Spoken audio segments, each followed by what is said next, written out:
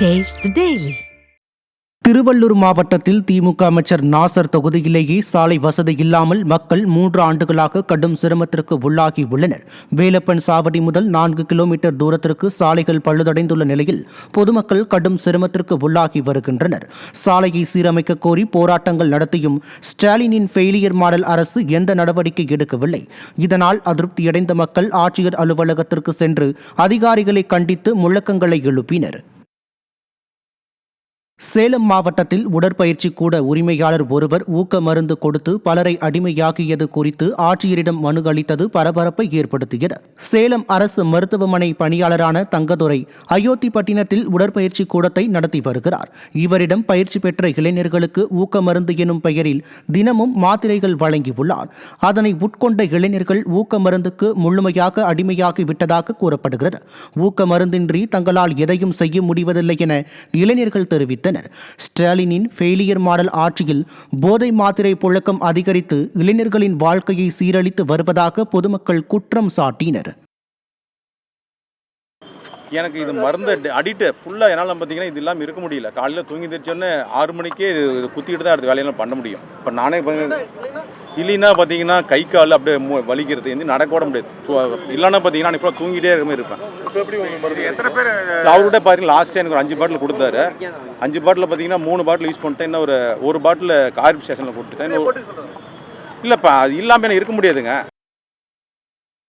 Failure model Stalin ஆட்சியின் முடிவால் தங்கள் வாழ்வு நெருக்கடியில் உள்ளதாக தூய்மை பணியாளர்கள் வேதனையை வெளிப்படுத்தினர். சென்னை மாநகராட்சி தற்பொழுது தூய்மை பணிகளை தனியாரிடம் ஒப்படைத்து வரும் நிலையில் தூய்மை பணியாளர்கள் பணி பாதுகாப்பு இல்லாததால் அச்சமடைந்தனர். மேலும் ஊதியமும் குறைக்கப்பட்டதால் வாழ்வாதாரத்தை இழந்து அவர்கள் தவிக்கின்றனர். தங்கள் பணி பாதுகாப்பு தொடர்பாக பலமுறை மாநகராட்சி ஆணையரிடம் புகார் கொடுத்தும் பயனில்லை என கூறும் தூய்மை பணியாளர்கள் தனியாரிடம் கொத்தடிமைகளாக தங்களை ஒப்படைப்பதை ஒருபோதும் ஏற்க முடியாது என ஆவேசத்தை வெளிப்படுத்தினர்.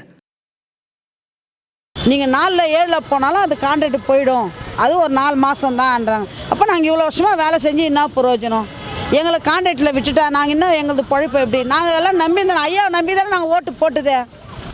எங்களை பர்மனெண்ட் பண்ணுறேன் இல்லை தொகுப்புதிய கூட போட்டிருக்கலாம். இத்தனை பேர் வர ஆளுங்களா புது ஆளுங்களா கூட நீங்கள் வந்து கான்ட்ராக்ட் எடுத்து கொடுத்துருக்கலாம். பழைய ஆளுங்க எல்லாருமே எல்லாம் 12 வருஷம் 5 வருஷம் செஞ்சுக்கலாம். இன்றைக்கி ஏமாந்து கான்ட்ராக்ட் கொடுத்தா எப்படி? எங்கள் பொழைப்பு எப்படி? நாங்கள் இதை நம்பி தானே இருக்கிறோம். நாங்கள் 10,000 ரூபாய் வாடகை கட்டணும். புள்ளிங்க சாப்பிடுமா, பேர புள்ளிக்கு பீஸ் கட்டுவோம்மா, குறைச்சிட்டாங்க. கான்ட்ராக்டில் போயிடுச்சு, ராமிக்கு கான்ட்ராக்ட் தான். அதில் நீங்கள் வந்துட்டிங்கன்னா பிஎஃப்லாம் போகிறாங்க. எங்களுக்கு பிஎஃப் வேணாம், அதே சம்பளம் அதே வேலை கிடைச்சா போதும். அதுதான் நாங்கள் கோரிக்கை செய்கிறோம், வேறு எதுவுமே கிடையாது. பார்த்து செய்கிறேன்னு சொல்கிறாங்க, ஒன்றும் நடக்கலை. மனசு இடி உந்து வந்துட்டோம், அவ்வளோதான். சென்னை ராயபுரம் மண்டலத்தில் அரசு நிலத்தை ஆக்கிரமித்து கட்டிடம் கட்டி வரும் திமுக பெண் கவுன்சிலரின் அட்டூழியத்தை கண்டித்து போஸ்டர்கள் ஒட்டப்பட்டுள்ளன. 53வது வார்டு திமுக பெண் கவுன்சிலர் வேளாங்கண்ணி மூலக்கொத்தளம் பகுதியில் மழைநீர் வடிகால் கால்வாயை ஆக்கிரமித்து கட்டிடம் கட்டி வருவதாக குற்றம் சாட்டப்படுகிறது. மேலும் அவர் மாநகராட்சியில் தங்களுக்கு வேண்டியவர்களை தூய்மை பணியாளர்களாக நியமித்து வருவதாகவும் அவரது மகன் சக்திதாசன் கவுன்சிலர் போல் செயல்படுவதுடன் கடையோர வியாபாரிகளிடம் மாமூல் வசூலித்து அராஜகத்தில் ஈடுபட்டு வருவதாகவும் புகார் எழுந்துள்ளது. ஆளுங்கட்சி என்ற திமிரில் அராஜகம் காட்டி வரும் அவர்கள் மீது புகார் கொடுத்தாலும் நடவடிக்கை இல்லை என்றும் அப்பகுதி மக்கள் வேதனை தெரிவிக்கும் நிலையில் இது குறித்து போஸ்டர் ஒட்டப்பட்டுள்ளது. காஞ்சிபுரம் மாவட்டம் வரதராஜபுரம் ஊராட்சியில் அதிமுக மகளிரணி நிர்வாகியை திமுகவை சேர்ந்தவர் காட்டுமிராண்டித்தனமாக தாக்கிய சம்பவம் அதிர்ச்சியை ஏற்படுத்தியுள்ளது. வரதராஜபுரம் 5வது வார்டு பூங்கா தெரு பகுதியைச் சேர்ந்த வசந்தி அதிமுக மகளிரணி நிர்வாகியாக உள்ளார். அவர் அப்பகுதியில் கழிவுநீர் தேங்குவது குறித்து நடவடிக்கை எடுக்காத திமுக ஊராட்சி நிர்வாகத்தை விமர்சித்ததாக கூறப்படுகிறது. அப்போது அவரது எதிர் வீட்டில் உள்ள திமுக இளைஞரணியைச் சேர்ந்த முரளி என்பவர் வசந்தியை கண்மூடித்தனமாக கொடூரமாக தாக்கியுள்ளார். ஆளுங்கட்சி என்ற திமிரில் திமுகவினர் செய்யும் அராஜகம் அப்பகுதி மக்களிடையே கடும் கொந்தளிப்பை ஏற்படுத்தியுள்ளது.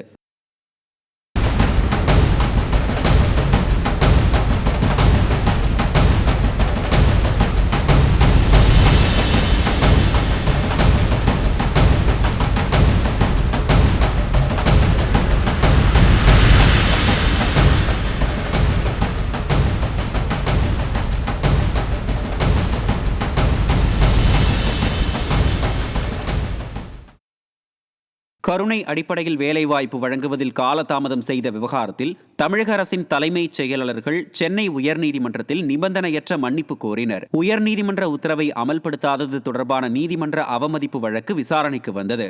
அப்போது முன்னாள் தலைமைச் செயலாளர் சிவ்தாஸ் மீனா, தற்போதைய தலைமைச் செயலாளர் முருகானந்தம் ஆகியோர் ஆஜராகி நிபந்தனையற்ற மன்னிப்பு கோரி மனுக்களை தாக்கல் செய்தனர். இதையடுத்து கருணை அடிப்படையில் பணி நியமனம் வழங்குவது தொடர்பாக அரசு பணியாளர் விதிகளில் 2 வாரங்களில் திருத்தம் செய்ய நீதிபதி உத்தரவிட்டார். ஸ்டாலினின் ஃபெயிலியர் மாடல் ஆட்சியில் ஆட்சியாளர்கள் தங்கள் பணிகளை செய்யாமல் நீதிமன்றங்களில் மண்டியிடும் அவல நிலை இருப்பதாக மக்கள் விமர்சிக்கின்றனர்.